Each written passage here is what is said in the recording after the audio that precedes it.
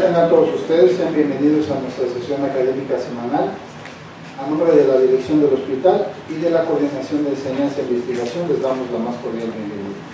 En este día tendremos un tema de suma importancia, dado que nuestro hospital, con el nuevo modelo proactivo de manejo integral del paciente, cuenta hoy día con un equipo multidisciplinario de cardiólogos pediatras,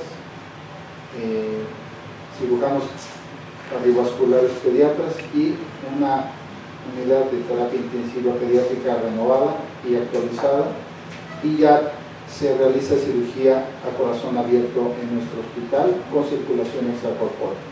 Esto ha llevado a la modernización de mucho de nuestro equipo y de la reestructuración del servicio de terapia intensiva pediátrica, y hoy vamos a ver lo que se hace en el hospital de los cuidados integrales del paciente postoperado de corazón. Para este tema tenemos a nuestro ponente, el doctor José Luis Escudero Castro, que es pediatra, especialista en terapia intensiva pediátrica y especialista en cuidados postoperatorios de niños operados de corazón. Él es profesor adjunto del curso de terapia intensiva pediátrica del hospital, es médico adscrito a la unidad de terapia intensiva pediátrica del mismo, y también es médico adscrito de la unidad de cuidados intensivos pediatras y postoperatorios del niño de corazón en el Centro Médico Nacional La Raza de Luz. Démosle un fuerte aplauso a nuestro profesor y gracias por...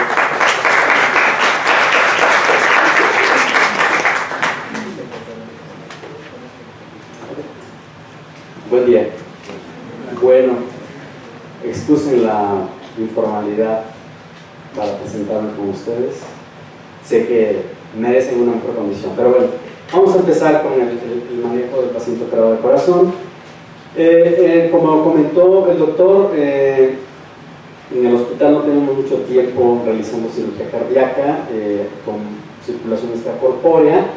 En realidad es reciente, son pocos los años, pero la experiencia que se ha agregado a la terapia intensiva con un equipo multidisciplinario ha favorecido que podamos manejar cirugía cardíaca compleja.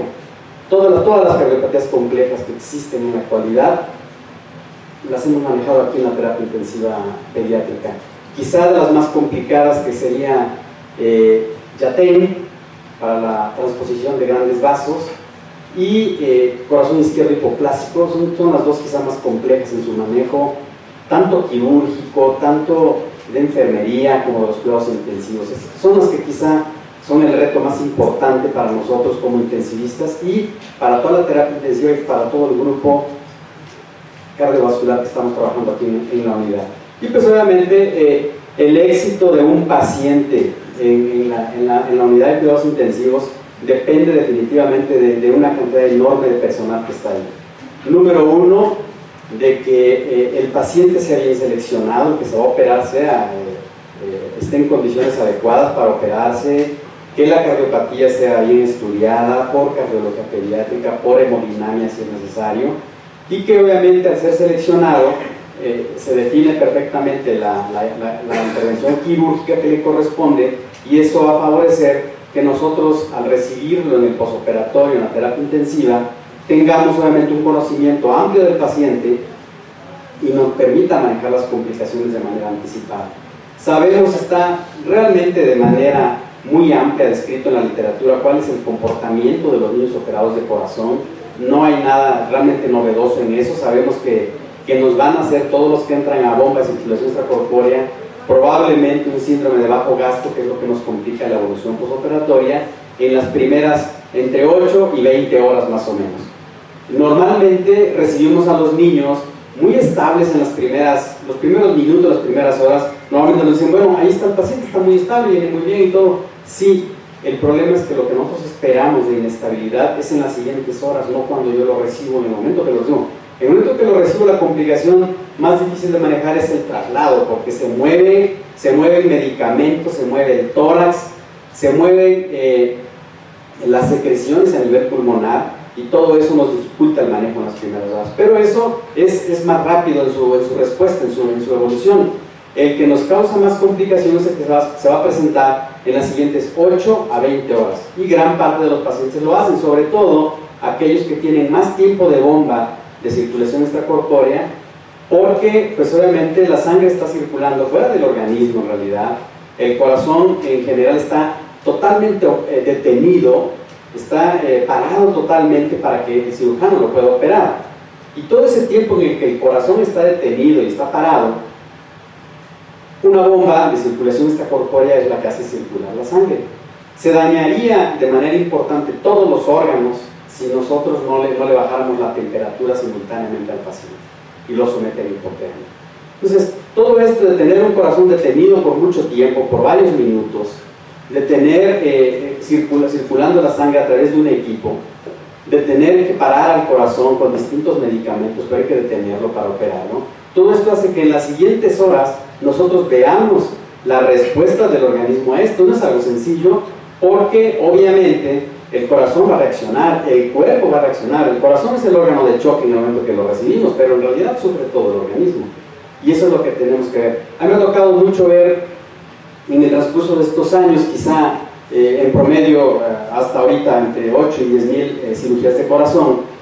Me ha tocado ver que la gran mayoría de pacientes que son sometidos a cirugía cardíaca con circulación extracorpórea tienen este problema en esas horas clave. Y si nosotros nos emocionamos mucho para retirar todo el soporte intensivo en las primeras horas, a las primeras 4, 6, 8 horas, me emociono y digo, está muy estable, le quito todo. En las siguientes 8 horas o 20 les va a costar muchísimo trabajo estabilizarlo, y es mejor esperarse, darle tiempo a estas horas clave, estas horas críticas, que son las primeras 24 horas, y si todo va bien en esas horas, quizás sí tenga una muy buena respuesta en las siguientes horas. Pero no hay que confiarse en este manejo de los pacientes cuando lo estamos recibiendo apenas. Bueno, dice aquí, es una enorme vulnerabilidad en el paso de quirófano a terapia intensiva, es muy vulnerable. Nos ha tocado muchísimo que el equipo trae el equipo de cirugía, de anestesia, de perfusionistas, todos ellos traen al paciente y nos lo entregan en terapia intensiva. Nosotros lo pasamos a la cama de terapia intensiva y en ese momento ya te lo entregué, signos vitales bien, voy a pagar mis aminas y me llevo mi bomba y me llevo todo. Si nosotros hacemos eso, la cantidad de eventos de paro cardíaco que se dan por ese fenómeno nada más es muy alto. Entonces lo que nosotros hacemos es, ok, ya llevo el paciente, lo pasas a la cama, conecto mis bombas de infusión de terapia intensiva con mis medicamentos cardiovasculares ya preparados, los empiezo a infundir, y ya que está el efecto de los medicamentos míos ahí en el paciente, yo veo reflejado porque aceleran el ritmo, conservan presión arterial. Ahora sí ya empiezo a quitar los medicamentos que traen de quirófano y ya retiran las bombas y ya se las pueden llevar. Perfecto, gracias. Bien, óptimo tener un equipo preparado, es básico, si no la tasa de fracaso no es muy elevada. Nosotros, ¿qué hacemos en la terapia intensiva, dado que es una terapia intensiva que tiene pocos años de hacer cirugía cardíaca, de recibir postoperatorio del corazón? Lo que hacemos es prepararnos para recibir al paciente. Normalmente los médicos residentes, que apoyan muchísimo este proceso de enseñanza-aprendizaje, traen un corazón de puerquito, lo traen con pulmones, con la tráquea, con los vasos cardíacos más importantes, y ahí en la terapia intensiva en la mañana, la cirugía se hace en la tarde, en la mañana, con cirugía cardíaca y cardiología, cortamos al corazón, se hace la disección, se analiza nuevamente todo el tejido, en qué consiste cada una de las partes del corazón, y nos explican qué le van a hacer al paciente durante la cirugía. Si es, por ejemplo, un cierre de comunicación interventricular, obviamente le hacen la comunicación interventricular ahí, nos dicen cómo van a hacer la intervención quirúrgica, dónde van a meter las cánulas para que el equipo de circulación extracorpórea haga circular la sangre durante la cirugía y el tiempo que tienen ustedes que parar literalmente al corazón. Todo eso lo analizamos, lo vemos, le preguntamos, bueno, qué complicaciones podemos esperar ante esta cirugía. Ellos nos dicen, bueno, espero esto, bloqueos, etc. Todo lo que nosotros vamos a esperar, lo analizamos antes, ahí discutimos los cuidados intensivos que vamos a otorgar a este paciente. En general, preparamos las indicaciones, que obviamente son modificadas pues, dependiendo de lo que se agregue durante la cirugía, pero en general dejamos las indicaciones ya programadas prácticamente. Y Algo que nos ayuda muchísimo, obviamente, es que la persona que recibe al paciente operado de corazón, en general es alguien que ya está muy acostumbrado a recibir pacientes operados de cirugía cardíaca y que obviamente no le estresa el escenario de un paciente operado de corazón. Y al no estresarse, pues maneja todo más tranquilamente de manera definitiva. Esto favorece mucho el posoperatorio de cirugía cardíaca. Y obviamente revisamos el tema de la cirugía que va a suceder junto con el análisis y la disección del corazón. Si viene con todo y tráquea al pulmón, lo conectamos a un respirador artificial y al conectarlo al respirador artificial observamos los cambios de presiones, todo lo que va a suceder en el paciente en la vida real. Bien, minimizar riesgos en la atención inicial. Obviamente tener un equipo, como les decía a ustedes, y estar preparado para recibir al paciente es muy importante. ¿Qué más hacemos? Invitamos a enfermería que esté con nosotros en la disección del corazón, en la clase que se da ese día por el tipo de cirugía que va a hacer, y están enterados de lo que tienen que hacer, están enterados de qué paciente es, de cuánto pesa, de las complicaciones potenciales que podemos tener, y obviamente pues estamos más pendientes de la evolución a través del monitoreo. Es importante enfermería, terapia respiratoria es fundamental. ¿Por qué? Porque muchos de los niños llegan intubados bajo ventilación artificial, y si nosotros podemos quitarle pronto el respirador artificial es fantástico. Si no lo tolera, lo que hacemos es colocarlo en ventilación no invasiva, y al colocarlo en ventilación no invasiva le estamos quitando un enorme riesgo de neumonía nosocomial, de neumonía asociada al ventilador, de infecciones agregadas por la simple atención de la vía aérea, al aspirar secreciones, meter sondas, etc. Entonces, quitarle la ventilación no invasiva y pasarla a no invasiva les ayuda muchísimo a evolucionar, pero necesitamos obviamente que terapia respiratoria esté ahí con nosotros para que nos dé la interfase que utilizamos para la ventilación no invasiva. Los residentes son fundamentales. ¿Por qué? Porque sin ellos no hay una vida académica intensa en la terapia intensiva, y son el motor que a nosotros nos obliga a estar estudiando todos los días y estar revisando todos los temas más importantes de esto todos los días. Sin ese estímulo, indiscutiblemente no tendría sentido para nosotros, o por lo menos para mí, un programa académico y un programa de cirugía cardíaca solo. No valdría tanto la pena para mí. Los médicos adscritos, pues obviamente, ¿verdad? Por la experiencia que representa en el manejo de los pacientes de tantos años, de que pues estamos acostumbrados a recibir a los niños graves en estas condiciones, y que en realidad no nos estresa tanto recibir al operado de corazón. Se nos hace algo cada vez más rutinario, obviamente. Las acciones básicas de recepción: atendemos y cuidamos la vía aérea. Un residente, hay un pizarrón ahí en la terapia intensiva donde los médicos residentes tienen asignado el papel que juegan en cada rol, en recepción de un operado de corazón o en un paro cardíaco. Ya ellos tienen asignados un rol ahí para que en el momento de un paro cardíaco o en el momento de que tengamos nosotros a un paciente de recepción de cirugía cardíaca, no andemos ahí cruzándonos, cayéndonos y tirándonos unos a otros. No, ya sabemos a quién le toca la vía aérea, qué hace con la vía aérea, a quién le toca ver todas las ondas y catéteres, a quién le toca conectar el monitoreo invasivo del paciente, y así todos tenemos asignado una función. Normalmente los médicos adscritos estamos a la cabecera del paciente observando el monitoreo y observando el manejo integral para ver qué complicación tenemos. Pero los roles definitivamente están bien asignados para que no estemos cruzándolos. Eso nos ha ayudado mucho a tener orden en el manejo de los pacientes en terapia intensiva. No nos cruzamos cada quien para saber qué hacemos y los dos médicos al mismo tiempo hacer un mismo rol. No funciona así. Alguien, como les decía, cuida los accesos venosos. No retiramos los medicamentos cardiovasculares hasta que están en infusión los de nosotros y vemos que el paciente está estable. Esto ya lo conocemos nosotros desde la mañana. Como les decía, es fundamental en una cirugía cardíaca que todo el personal, tanto de enfermería como de médicos, como terapia respiratoria, esté en la clase que nosotros damos de los pacientes. Revisamos toda la anatomía antes de la cirugía y la anatomía después de la cirugía, que es la que a nosotros nos preocupa mucho. ¿Cómo va a quedar después de la intervención quirúrgica? Eso lo analizamos, como les decía, y todas las cosas de comorbilidad. Es un paciente que estuvo en terapia neonatal durante 20 días intubado, es un paciente que aparte tiene un síndrome neurológico, alguna comorbilidad que hace que nosotros tomemos más precauciones todavía de las esperadas. Y obviamente cuando nosotros nos entregan al paciente, nosotros primero lo conectamos a todo lo que tenemos que conectarle, medicamento, respirador artificial, ver que el paciente esté perfectamente estable, y ya que está estable, ya recibimos al paciente pues en cuanto a la información de lo que sucedió en quirófano. Antes de eso no, porque si no, unos están informando, otros lo escuchan y es un enredito. Está comprobado que si nosotros lo hacemos de manera ordenada, primero estabilizar al paciente con la secuencia que comentamos, y ya que está estabilizado, ahora sí ya platícame qué fue todo lo que ha sucedido en quirófano.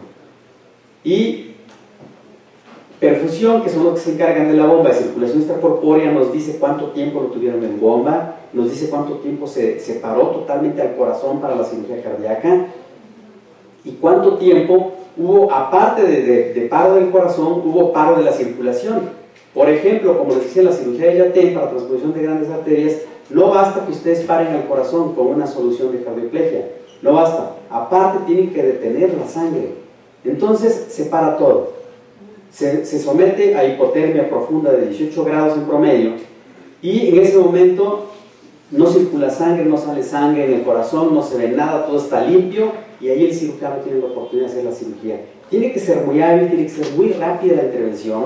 ¿Por qué? Porque a medida que vaya pasando el tiempo, la sangre no está circulando, por supuesto que se va a dañar todo, el corazón, el cerebro, el riñón. Entonces, entre más corto sea el espacio, para nosotros es mucho mejor, porque en el posoperatorio el riñón va a funcionar mejor, el cerebro va a funcionar mejor, pero si el tiempo nos va ganando, sabemos que vamos a tener más complicaciones en el posoperatorio. Y nos hace tomar, obviamente, más precauciones de las esperadas. Bien. Bueno, detalles perioperatorios, como decía, perfusión nos entrega lo que sucedió en la bomba, cirugía cardíaca nos entrega qué intervención hizo, cómo recibió la anatomía del corazón y cómo quedó después de la cirugía, y anestesia, pues todos los medicamentos que utilizaron. Quizá uno de los más importantes para nosotros en el posoperatorio es la protamina, porque contrarresta a la heparina que se utiliza para que la sangre circule en la bomba de circulación.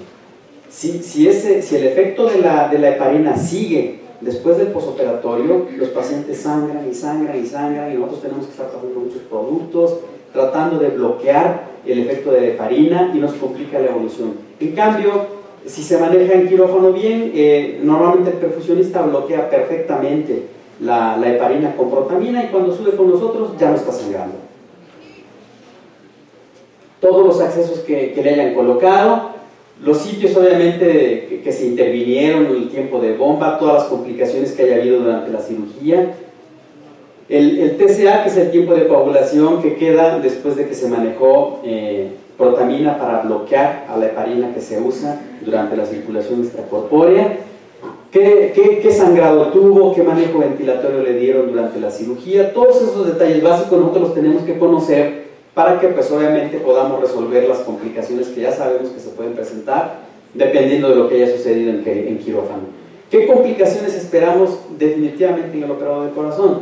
¿Esperamos síndrome de bajo gasto? Sí.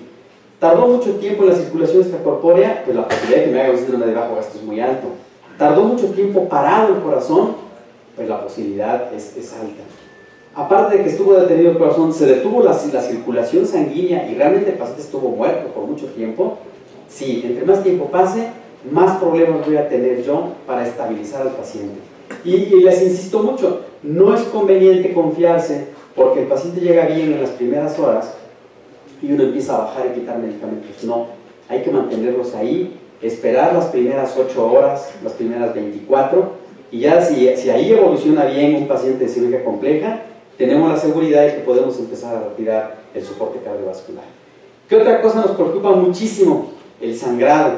¿Por qué? Porque la sangre circula en tubos de circulación extracorpórea, y al pasar la sangre por esos circuitos, las plaquetas, aunque tengan una buena cantidad circulando, pierden funcionalidad. Aunque me digan 120,000 plaquetas, yo sé que la funcionalidad es de 10,000 o 20,000, por el solo hecho de haber circulado una bomba de circulación extracorpórea. Entonces, administramos plaquetas, administramos plasma. La verdad es que en el hospital nos apoyan tanto a la terapia intensiva pediátrica los directivos, que tenemos acceso a Novoseven, que es factor 7, para frenar el sangrado. Tenemos acceso a ácido epsilon aminocaproico, cosa que en otros lugares donde se hace mucho más cirugía de corazón, como en La Raza, no tenemos que andar peleando para que nos consigamos un frasquito a ver si lo podemos utilizar. Aquí no, aquí está la cirugía, necesito Novoseven, aquí está Novoseven y lo administramos.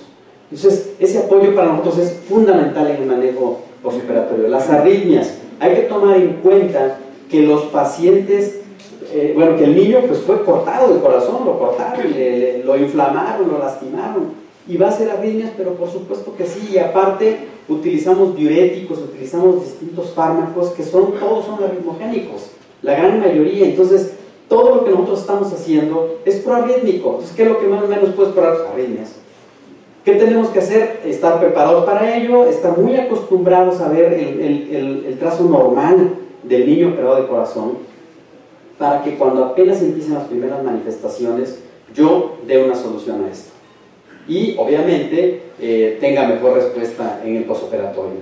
Y las lesiones residuales, sobre todo lo vemos en la comunicación interventricular, que es muy alta, que está muy arriba del septum interventricular, porque ahí es muy difícil que le puedan dar el último punto a los cirujanos, les cuesta mucho trabajo, o tendrían que dañar otras estructuras del corazón para poder dar el último punto. Entonces a veces esa dificultad hace que quede con un espacio residual que queda como complicación, o se puede dejar a propósito. ¿En quiénes se deja la lesión residual a propósito? Pues en los pacientes que tienen una cardiopatía con presión pulmonar muy alta, porque la presión pulmonar impide que la sangre entre al pulmón, y al no entrar la sangre al pulmón, lo que sucede, ¿verdad?, es que se empieza a congestionar el ventrículo derecho hasta que desfallece. Entonces la lesión residual queda para que la sangre se escape por esa lesión residual y no me congestiona el ventrículo derecho. Entonces puede ser una complicación definida desde antes de la cirugía, o que haya quedado porque no se haya podido suturar la parte más alta de la intervención.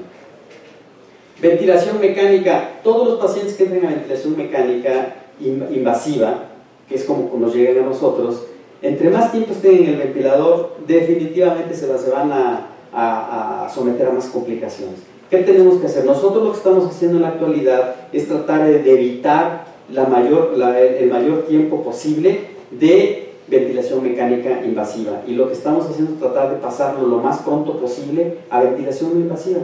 ¿En qué me va a ayudar todo eso? A no estar manipulando la vía aérea. Tenemos circuitos cerrados y las aspiraciones son con circuitos cerrados en general, pero de todas maneras tengo que estar manipulando la vía aérea y estar arriesgando al paciente a reacciones del pulmón a la manipulación de la vía aérea, a que se me infecte el paciente con una neumonía asociada al ventilador, a pesar de todas las precauciones, porque nosotros tenemos un aislado con doble seguridad, son 2 puertas para entrar al paciente operado de corazón. A pesar de eso, hay momentos en los cuales, ¿verdad?, todavía no logramos la cultura suficiente de la seguridad de los pacientes, y al no tener eso bien establecido como una cultura, nos causa un poco de problemas en los distintos turnos. Eso es una complicación que tenemos que todavía mejorar muchísimo. Nosotros no permitimos que un médico toque al paciente si no se ha lavado las manos, no tiene cubrebocas, no tiene gorros. No lo puede hacer. Y tenemos autorizado nosotros decirnos entre nosotros mismos, digo, a veces aunque sea alguien directivo, yo pues que no puede entrar sin lavarse las manos. Y lo tenemos que hacer así. ¿Por qué? Porque es en este momento, digamos que inaceptable que un paciente muera por algo por lo que no tenía que morir. Pues entiendo que tiene una infección severa neurológica y se muere porque la infección severa y llega tarde a nosotros, pero que llega operado, llega un poco inestable como algo lógico, ya lo estabilizamos y se murió porque le dio una infección porque yo no me lavé las manos, es inadmisible en la actualidad, no puede ser. Entonces eso nosotros lo tenemos ahorita implantado, estamos tratando de ser lo más estrictos posibles en eso, pero yo creo que implantar la cultura de la seguridad de los pacientes y de la calidad es importantísimo. Bien, parámetros hemodinámicos. ¿sí? Son muy importantes los parámetros hemodinámicos que nosotros esperamos en el paciente, porque si yo voy a recibir a un niño operado de cirugía cardíaca compleja y recién nacido, no puedo esperarme presiones arteriales elevadas y casi normales como los niños que andan en piso, no lo puedo esperar. Nosotros lo que hacemos es monitorizar la presión arterial continua, la presión de arterio derecho o la presión de arterio izquierdo si lo tenemos, y esos valores los llevamos a la cardiopatía del paciente y permitimos que los valores sean un poco más bajos de los convencionales, siempre y cuando la perfusión del niño se mantenga estable.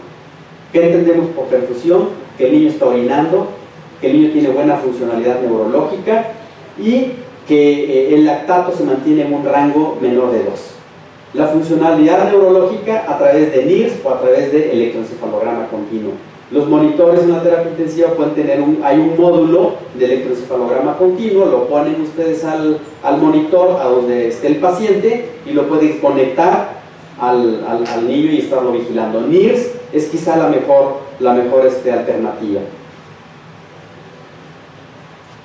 Bien, síndrome de bajo gasto. Bueno, pues como dice aquí, presente en el 25 a 65% de los pacientes operados de corazón que entraron a circulación extracorpórea. Ya lo sabemos, por eso insisto mucho en que tengamos la precaución de no retirar el soporte cardiovascular de manera temprana para que pues obviamente tengamos la mejor evolución operatoria. Y yo lo comento mucho con los médicos residentes y con los demás compañeros del servicio.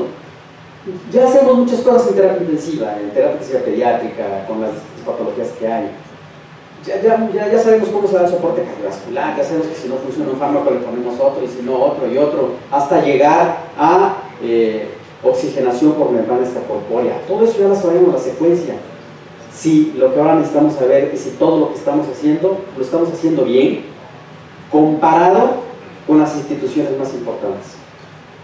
Ya en la actualidad ya no vale decir, no, pues es que nosotros operamos corazón, operamos cerebro, a ver, ¿sabes qué?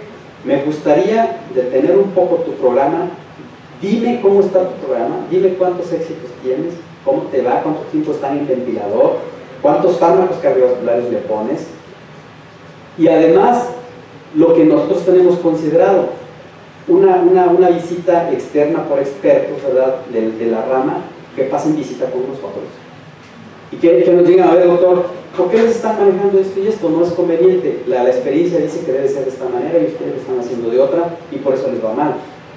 Entonces, someter los programas a un análisis, a un escrutinio, es importante para pues, tener éxito en el manejo de las complicaciones de los pacientes. Y así ustedes se pueden comparar con las instituciones más importantes de esto y decir, caray, me está yendo mal en esto, tengo que mejorarlo. No es para que vengan y yo me sienta mal porque me dicen que estoy haciendo malas cosas. No, es el motor para que tú lo hagas mejor. No, pues se me murió porque se infectaron. No, tú corrige lo que está el proceso de los pacientes se infectan. Es que se murió por bajo gasto, pues entonces ponen los fármacos cardiovasculares que le correspondan, ¿cierto? Todo eso ya tiene que estar bien considerado realmente. Ya no es un pretexto en la actualidad eso. Bien, pues los pacientes cuando nos están haciendo síndrome de bajo gasto están orinando poco, su saturación venosa es baja, su lactato es muy elevado y lo que hacemos obviamente es iniciar un soporte cardiovascular. Normalmente el fármaco que más utilizamos en la actualidad es la epinefrina. Si el pulmón tiene una presión elevada, usamos milrinona, epinefrina más milrinona. Si el corazón no se mueve de manera adecuada, tratamos de agregarle ocimendan e ir quitando los primeros. Es lo que normalmente hacemos, no nos movemos casi de ahí. Y tenemos algo muy importante, el eco, el ultrasonido está ahí mismo en la terapia intensiva.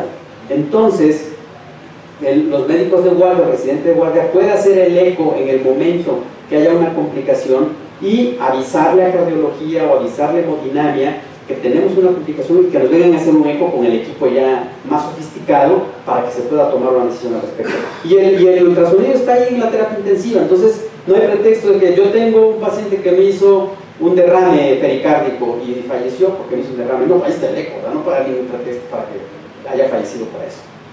Entonces, todas las complicaciones que nosotros tenemos las medimos, las estamos vigilando y tomamos las decisiones para que eso no suceda. Vemos dónde falla el proceso y ajustamos los necesarios. Eso es muy importante. Esto obviamente que vemos como signos vitales de compensación, pues normalmente los estamos vigilando. Cardiología nos dice, ¿sabes qué? No se está moviendo el corazón, yo te recomiendo que si pueden cambiarle a levosimendan, le cambien a levosimendan, le cambiamos a levosimendan. O, ¿sabes qué? Perdón, el levosimendan te está inestabilizando mucho a tu paciente, no te está funcionando, pues a lo mejor quédense con epinefrina. Todo eso está perfectamente descrito en todos los protocolos más importantes del mundo y nosotros no los vamos a cambiar. Les funciona muy bien Texas Children y Boston, que son las dos instituciones más grandes en cirugía cardíaca en el mundo, lo tienen perfectamente protocolizado y nosotros lo aplicamos prácticamente de libro, pasamos de ellos a las indicaciones de nosotros. Y nos funciona muy bien, ¿por qué? Porque en los turnos distintos ya no le cambian tanto los medicamentos, ¿no?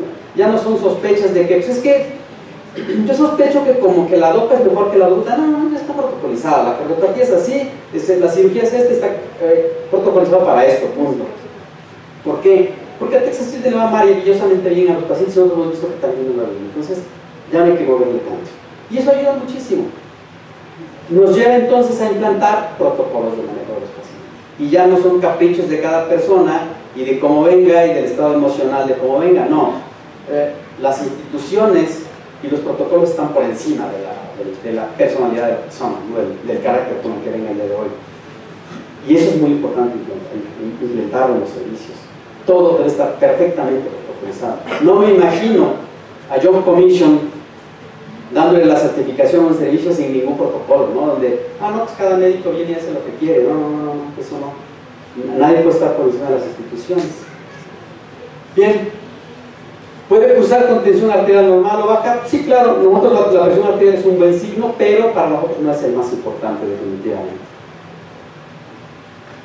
A veces, esto sí casi siempre no les gusta mucho al cirujano ni a los doctores de cardio, no les gusta mucho cuando decimos, le vamos a poner vasopresor, porque a nadie le gustan los vasopresores, ni a mí, pero es juego amigo. ¿Por qué? Porque hay mucha circulación de sustancias que se liberan durante la cirugía, durante la operación, y esas andan circulando y hacen vasodilatación, y al hacer vasodilatación se da la hipotensión arterial. O el paciente estaba muy estable, llegó muy estable, pero empezó con fiebre de 38, 39, 40 grados después de la bomba, y la fiebre es por bomba normalmente, pero la inestabilidad es enorme. Entonces ahí los vasopresores son fundamentales. Noradrenalina si la frecuencia cardíaca es baja, vasopresina si la frecuencia cardíaca es alta. ¿Por qué? Porque si la frecuencia cardíaca está alta y ustedes le ponen noradrenalina, pues se va a hacer más alta y más arriba los van a tener. Pero si la frecuencia cardíaca es baja, la NOR es un buen fármaco. Cuando tenemos la circunstancia adversa, le ponemos vasopresina, y es un fármaco al que nosotros tenemos acceso para poder utilizarlo durante el postoperatorio. Bien, obviamente podemos tener falla específica ya del ventrículo derecho, del ventrículo izquierdo, y eso nos lo dice cardiología con el eco que nos hacen o varias veces al día o una vez al día, dependiendo de la necesidad que tenemos. La verdad es que como es un equipo por ahora bien integrado, como nosotros le hablamos a los doctores y vienen, lo hacen, ¿sabes qué? Es el ventrículo derecho el que no está trabajando. Bueno, entonces vámonos con milrinona. No, es el ventrículo izquierdo. Bueno, entonces vámonos con levosimendan. Entonces nos da mucha certeza en el manejo del paciente, y si a pesar del eco no hay capacidad de decisión en este paciente, se baja hemodinamia. Lo bajan en hemodinamia, le hacen el procedimiento hemodinámico que corresponda y regresan nuevamente con nosotros. Eso nos lleva a una conclusión muy sencilla. Entre más información científica y tecnológica tengan ustedes, más preciso su diagnóstico y más preciso su manejo. Y el éxito, obviamente, pues va a ser mucho mejor.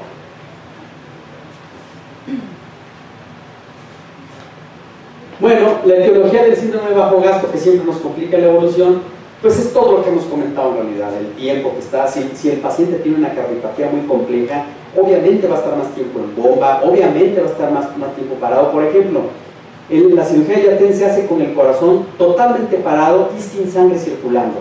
Entonces imagínense estar muerto por 30 minutos, 60 minutos, donde no tengo ni latido cardíaco ni circulación sanguínea, solo estoy en hipotermia. Entonces, cuando salga, si me tardé mucho tiempo, pues va a ser un lío echar a andar ese corazón nuevamente, y que trabaje y que además le dé gasto cardíaco a todo el cuerpo. Es muy difícil. Entonces ya sabemos que esto va a suceder porque es una cardiopatía compleja y porque tardó mucho tiempo en la bomba, y le voy a dejar toda la batería de medicamentos que recomiendan las instituciones más importantes del mundo. Bueno, siempre tenemos que estar pendientes de las complicaciones que nosotros podemos tener, y como les decía, fundamentalmente el síndrome de bajo gasto, todos los medicamentos cardiovasculares que utilizamos.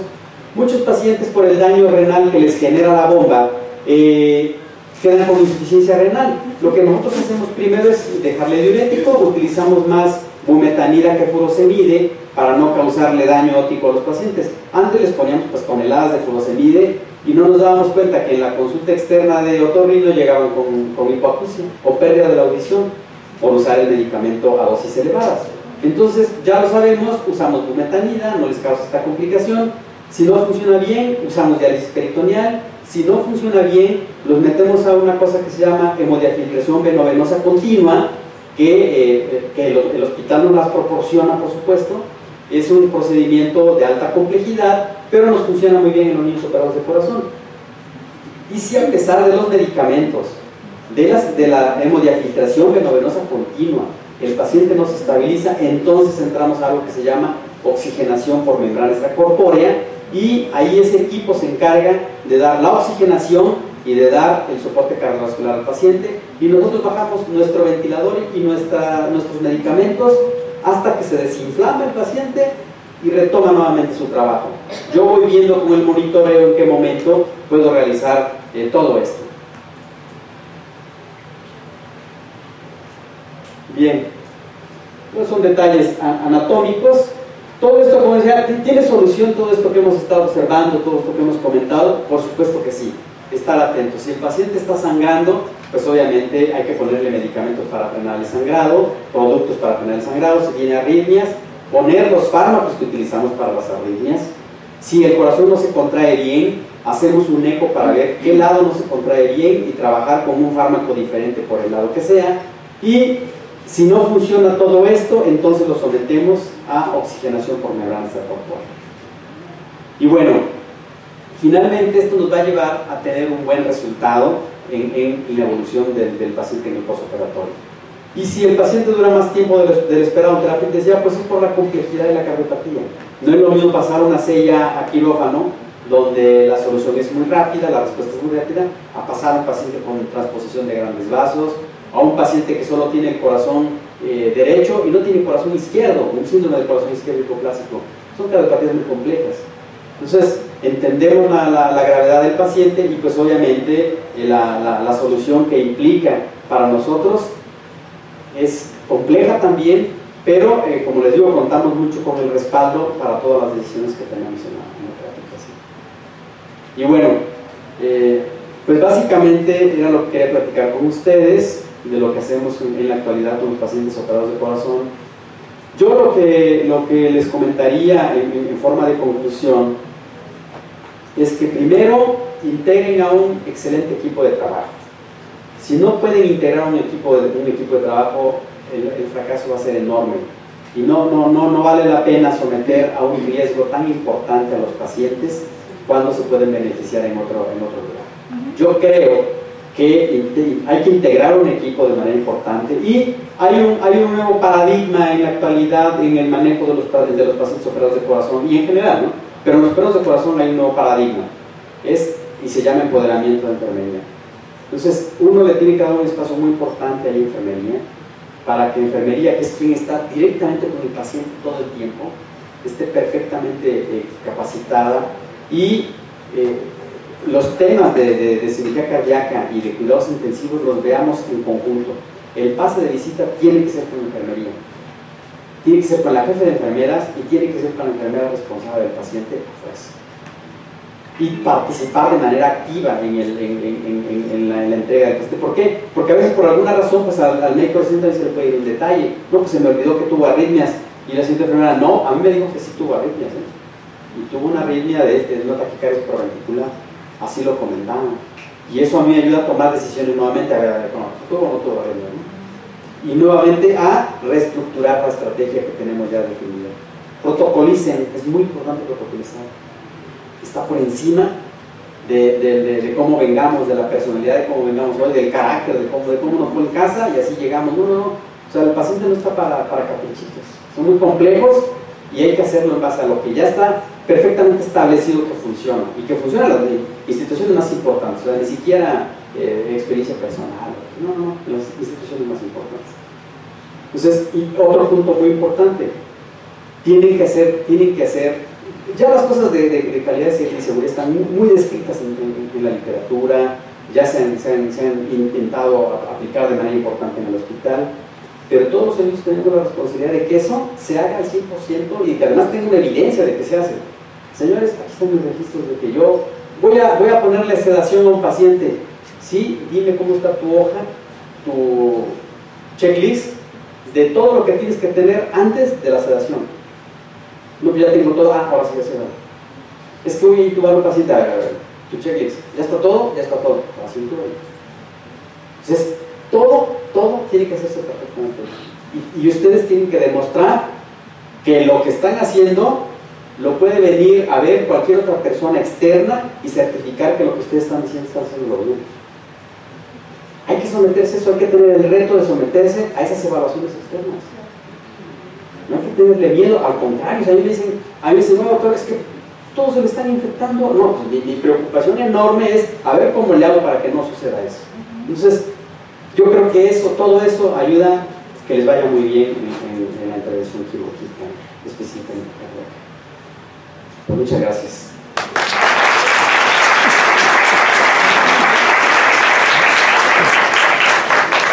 ¿Hay algún comentario o pregunta para nuestro profesor, doctor Rodríguez? Muy buenos días, doctor. Primero, muchísimas gracias porque a pesar del contratiempo que tuvimos con el primer ponente, pues siempre está la proactividad y muchísimas gracias porque pareciera que lo hubiera preparado exactamente para el día de hoy. Entonces, esto es algo de gran valía. Me preocupa una cosa, me preocupa que dice que cuando vamos a la terapia intensiva, los directivos no nos lavamos las manos. Los directivos son los primeros que tenemos que hacer las metas internacionales y si hay alguien, por favor, dígaselo a ella. Por favor, porque entendemos que reeducarlos en esa parte. Algo bien dicho, saberlo y no aplicarlo es la peor de las ignorancias. Entonces, yo creo que los protocolos están muy bien marcados y se deben de seguir. La pregunta es, ¿cuál es la curva de enseñanza-aprendizaje en el tiempo en el que yo soy recién egresado y voy a la terapia intensiva y empiezo a manejar este tipo de pacientes? Más o menos.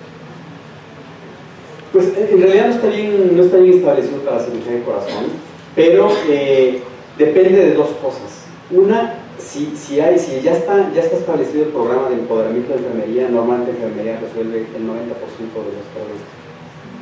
Si no está establecido, en general, los primeros 3 a 5 años ya te permiten un buen manejo de la cirugía. Sí. Gracias. ¿Algún otro comentario o pregunta? Doctora, ¿qué Gracias. Pues primero felicitar al doctor porque la verdad es que tengo el orgullo de trabajar con ellos. Gracias. Tengo el orgullo de trabajar con ellos bajo el liderazgo y con el liderazgo del doctor Pérez. Afortunadamente, pues tenemos un gran equipo de trabajo y estamos apegados a todo lo que se está trabajando hoy en día.